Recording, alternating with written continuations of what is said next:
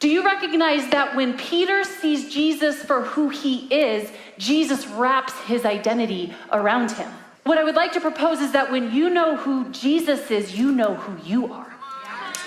Identity isn't on you to figure out. Identity is on him to tell you who you are. And he wraps himself around you. And now you are who he says you are. So if any of you today are wondering, who am I? Stop looking at you and look at him. That's why our world right now is getting all hot and bothered and twisted and manipulated, because they are looking internally to figure out who they are. They're looking to their feelings to determine who they are. They're looking to the labels to determine who they are. They even let their behavior define who they are. But I'm here to tell you today that behavior doesn't determine identity. Identity determines behavior.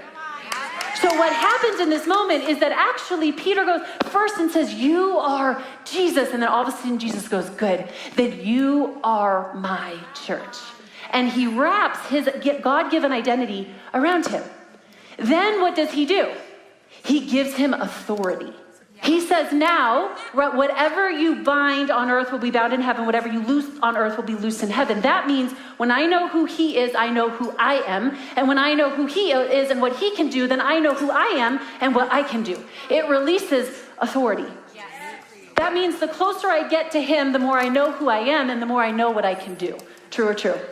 So here's already we're hinging into my message today, which is if you have forgotten who you are today, get closer to him.